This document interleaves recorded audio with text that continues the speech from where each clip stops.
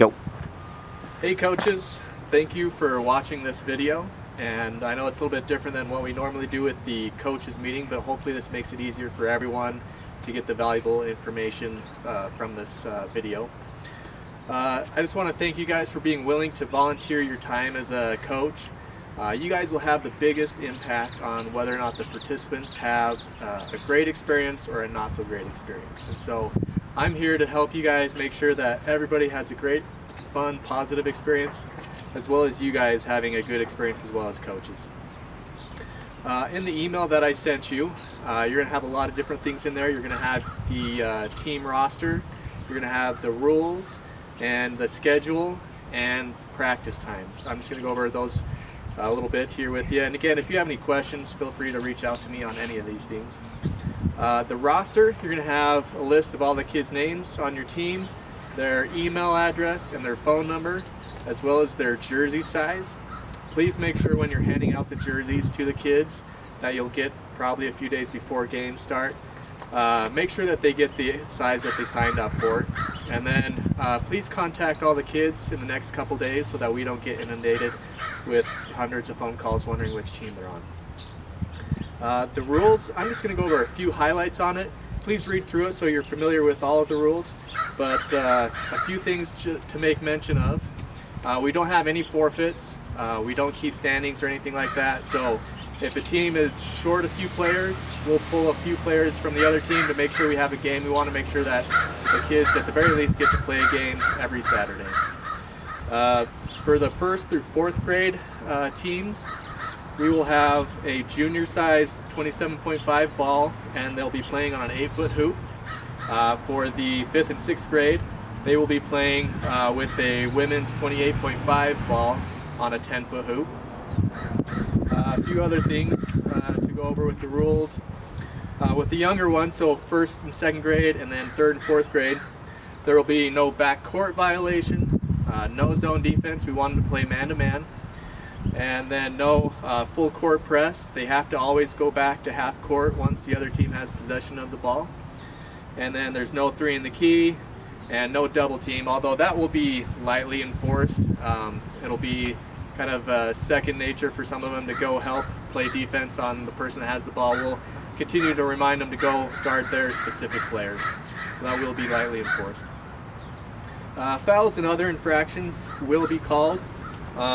With the older age group, with 5th and 6th grade, they are allowed to do full court press, but it's only allowed during the last 2 minutes of each half, and if you're up by 15 or more, you won't be allowed to do it. If you have any questions on that, again, just you can clarify that with me.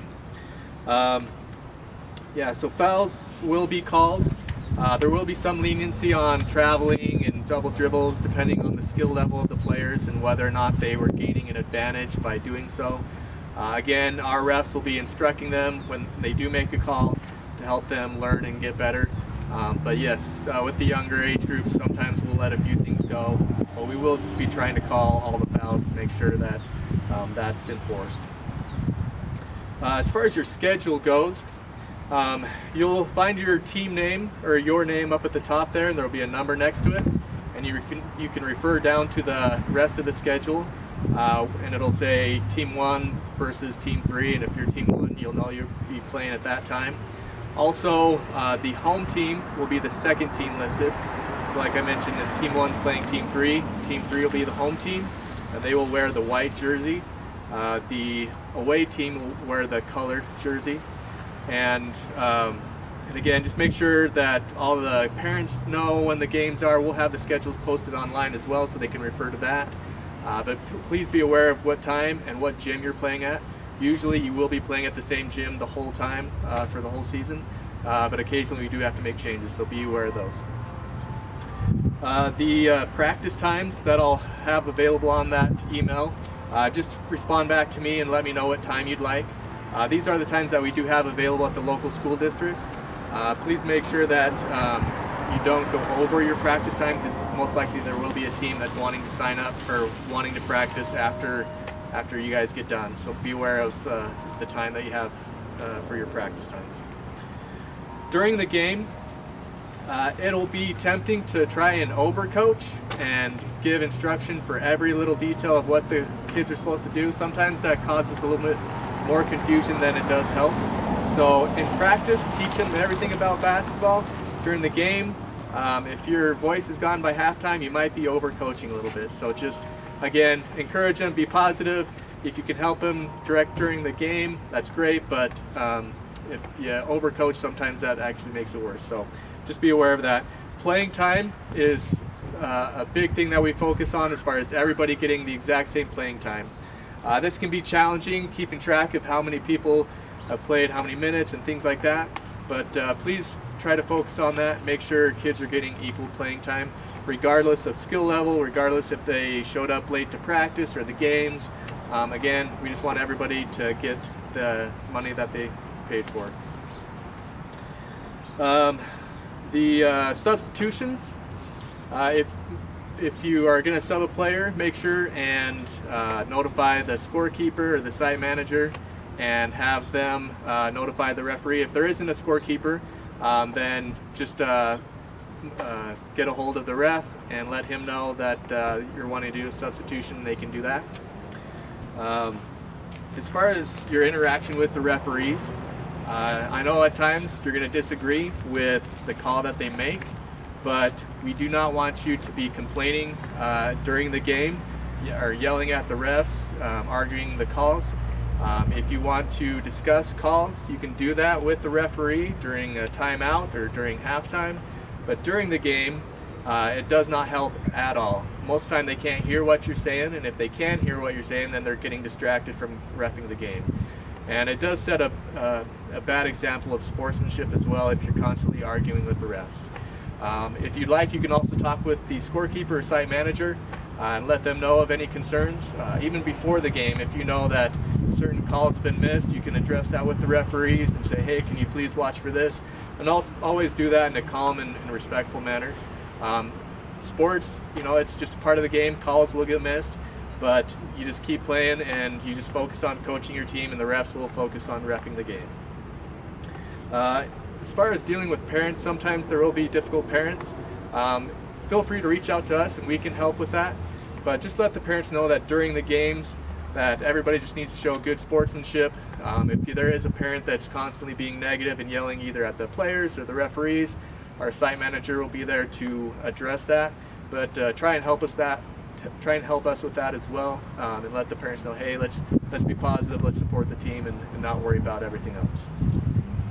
This is a recreational league, so the main priority is that the kids are having fun and that they're learning and progressing. Winning the games is not a priority. We do want the girls to compete and try hard, but again, the priority in this league is for everybody to have fun and to have a good experience. Sportsmanship is a huge thing, so make sure that the kids know it, that the parents know it, and that you're totally on board with showing good sportsmanship. We want the girls to have a positive, fun experience so that they continue to sign up for this, because each year they sign up for it, they get to develop more teamwork and friendship, and they get to participate in a healthy lifestyle that we hope will continue on throughout their lives. The last things that I want to go over with you real quickly, coach safety.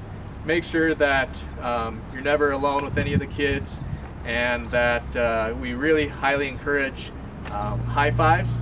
You know, if a kid comes up to you and wants to give you a hug, you don't have to stiff arm them and keep them away from doing that, but just try to encourage high fives. That saves a lot of issues. And then again, always just be positive and try to have a fun experience with them, as well as teaching them the game. If there are any issues as far as coaches consistently being negative, or if I get a complaint from a parent, I will come and talk to you and we'll address the situation. Sometimes it might be a misunderstanding, but if I do get complaints about the volunteers in my program, I will address that, just to be aware of.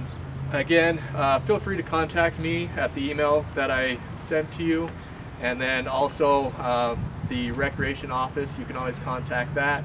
And I'm totally a resource for you guys. I want to help you guys have a great experience, and I want this program to be great and everybody to have a fun experience. So definitely use me as a resource for anything that you might need help with. And again, one more time, I just want to thank you for being willing to volunteer your time as a head coach, and hopefully you have a great season.